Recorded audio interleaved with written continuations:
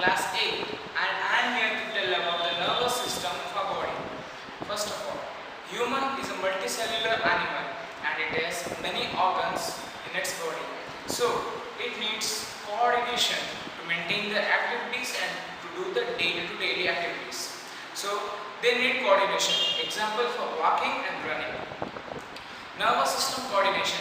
First of all, nervous system coordination is made up of specialized cells known as neurons.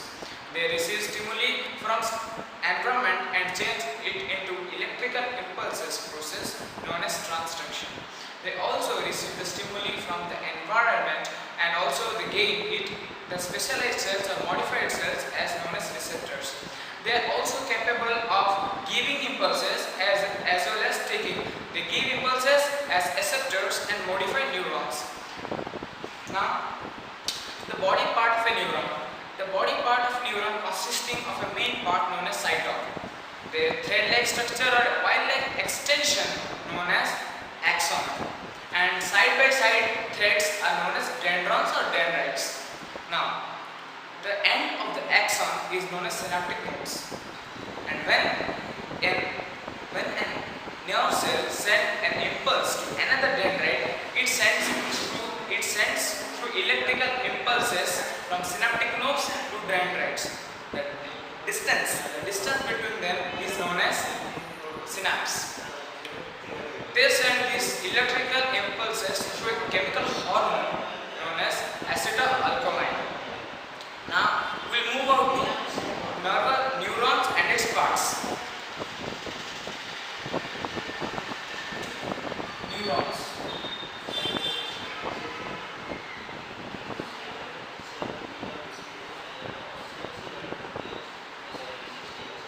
Sensory neurons, motor neurons, and kinetic neurons.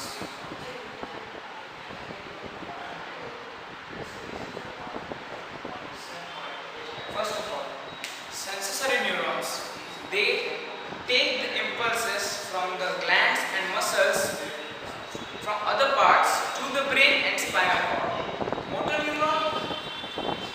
neuron sends the impulses from brain and from spinal cord to muscles and glands. Connecting neuron helps in meeting the impulses of motor neuron and sensory neuron. Now we move on to human nervous system.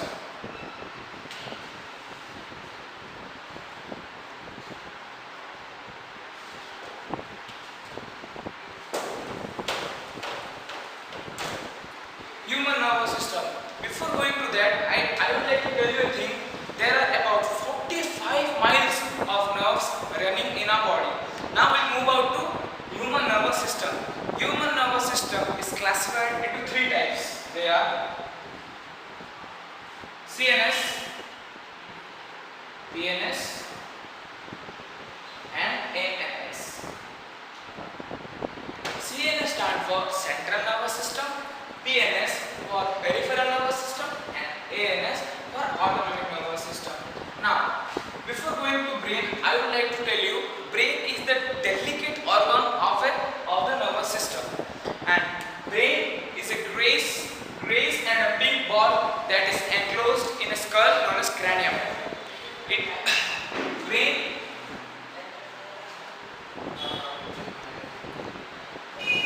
is classified into forebrain, midbrain, and hindbrain. Before going to this, I would like to tell you something about brain. Brain, as I told you, brain is a grayish and big ball. It is enclosed in a skull known as cranium. It is joined to spinal cord and the joint is known as medulla oblongata. It is covered with three membranes known as meninges and it contains cerebrospinal fluid. And it is connected throughout the body known as cranial nerves. It is enclosed, as I told you, enclosed in a skull known as cranium to cranial nerves. Then move out to its parts. Forebrain, midbrain and hindbrain. Cerebrum is the most important and the most biggest part of the brain. Forebrain is classified into cerebrum and olfactory lobes.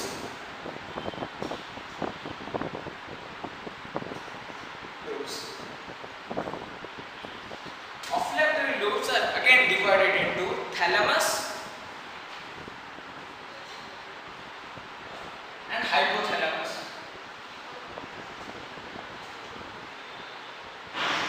Now, midbrain is not divided at all. Then hindbrain is divided into three types.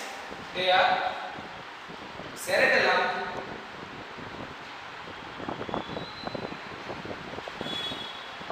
pons, and medulla oblongata.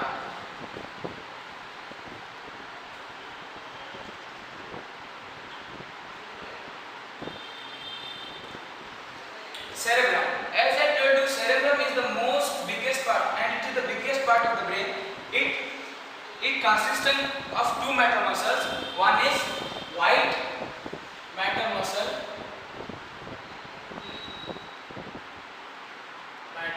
another is grayish matter, gray matter.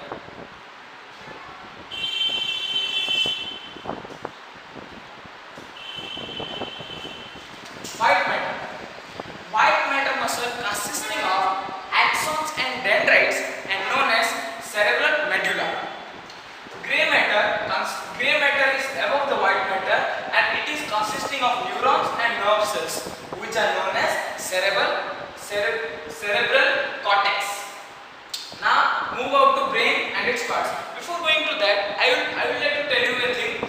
Then again, cerebrum is divided into two parts known as cerebral hemisphere. Cerebral hemisphere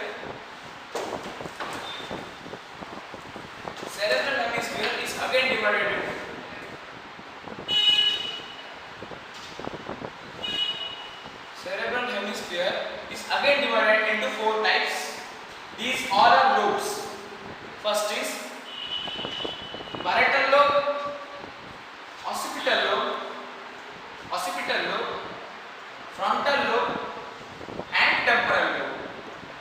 First move on to frontal lobe as it is the main part. So it controls all the voluntary and involuntary organ muscles, and parietal lobe controls all sensory information for our skin as heat, pain, cold or touch.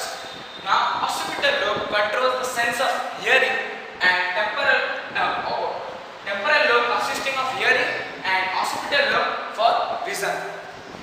Now we'll move out to brain and its functions. Different parts of brain are in here. Cerebrum. Cerebrum is the main part and it helps us in thinking, mentality, language, speech, intelligent thought and etc.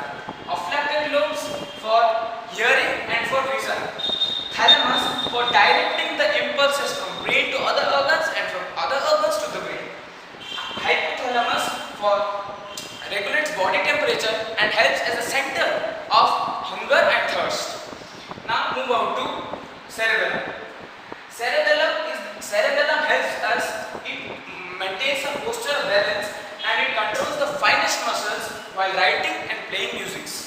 Pons. This helps us and controls respiration.